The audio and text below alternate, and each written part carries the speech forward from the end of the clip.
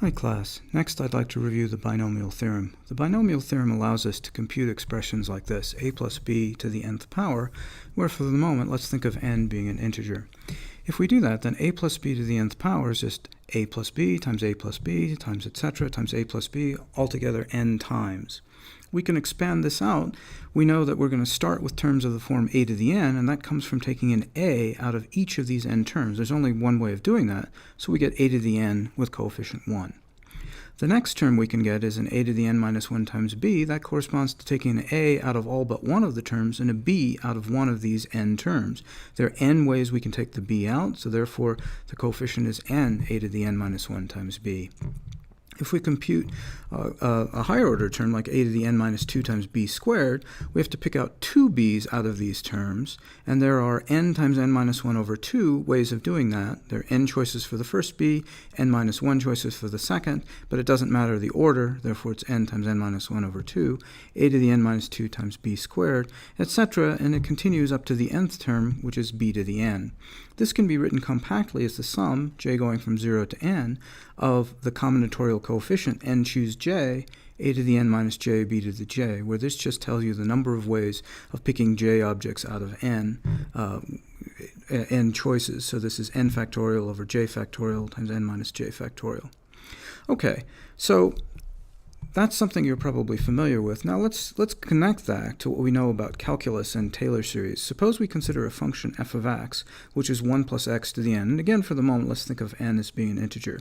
If we apply the binomial theorem to this function and expand it in powers of x, we see this is going to be 1 plus n times x plus n times n minus 1 over 2 times x squared, etc.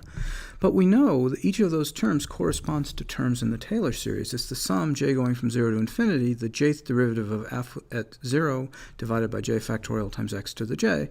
Of course, these derivatives are going to vanish at some point because for n an integer, 1 plus x to the n and to the power n is just an nth order polynomial, so the n plus first derivative is going to vanish. But we can check that each of these terms corresponds to exactly what we get from Taylor series. The first term is just the value of the function f at 0. That's 0 plus 1 to the n, or 1. That's correct.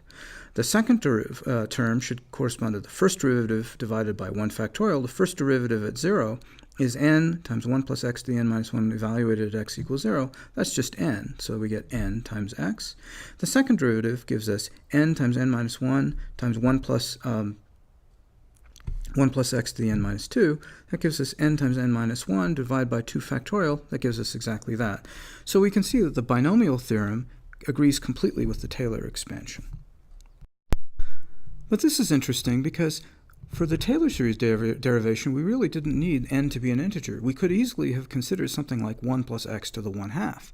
And exactly the same pattern applies. So if we apply the Taylor series above to 1 plus x to the 1/2, we get 1 plus n is 1/2 here, 1/2 times x, plus n times n minus 1 over 2, 1/2 times 1/2 minus 1 over 2, x squared, etc. This pattern repeats, and you can see that, in fact, we can compute 1 plus x to the 1/2 using exactly the same pattern that we use for the from the binomial theorem. The big difference, as we're going to see, is, of course, this doesn't terminate. It never, the binomial coefficient never goes to 0, and therefore it keeps repeating. It's an infinite series. Here's the general form of that expression. 1 plus x to the a is 1 plus a times x plus a times a minus 1 over 2 factorial x squared, a times a minus 1 times a minus 2 over 3 factorial x cubed, etc. In fact, you'll often see this. In fact, it's in Boas as well. This coefficient is used to define what we mean by a choose 3, even if a is not an integer. Next, we want to consider what the fact that if a is not an integer, this series doesn't terminate, might mean for the infinite series. So here's our expression for 1 plus x to the a, written out as an infinite series, sum j going from 0 to infinity, c sub j x to the j. But we know what these c sub j are. They're just these binomial coefficients, a, j, where we've generalized it to allow a to be something which isn't an integer. We know for a series of this sort, we can compute a radius of convergence, and in general, this expression will converge if the absolute value of x is less than r, where r satisfies this formula. 1 over r is the limit as j goes to infinity of the ratio of the absolute value of c sub j plus 1 over c sub j. If we look at this formula, we can compute that when we look at this ratio, c sub j plus 1 over c sub j, almost everything cancels out, except the additional term that's in c sub j plus 1 that's not in c sub j. That's a minus j over j plus 1, and if we take the limit of that as j goes to infinity, we just get 1. We see that the series converges only if the absolute value of x is less than 1. There's another way of seeing why the radius of convergence is 1. So to see that, let's consider the simple example we were talking about, 1 plus x quantity to the 1/2. That looks like a perfectly smooth function. It's defined for x greater than 0. It becomes complex, perhaps, for x less than minus 1, but everything looks smooth. But if we think about the derivatives of that, if we think about f prime of x, that's 1/2 of 1 plus x to the minus 1/2, that actually diverges at minus 1/2. The series converges because a Taylor series implies that the function has derivatives of arbitrarily high order.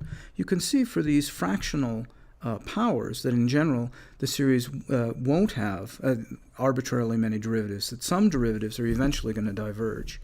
What we'll see later on in the course is that if we look at this function, 1 plus x to the 1/2, it's actually more natural to think of it in the complex plane and let this function be a function of a complex variable z. And at z equals minus 1, we have a very special kind of a singularity of a complex function. We have a branch point. So that concludes the review of the binomial theorem.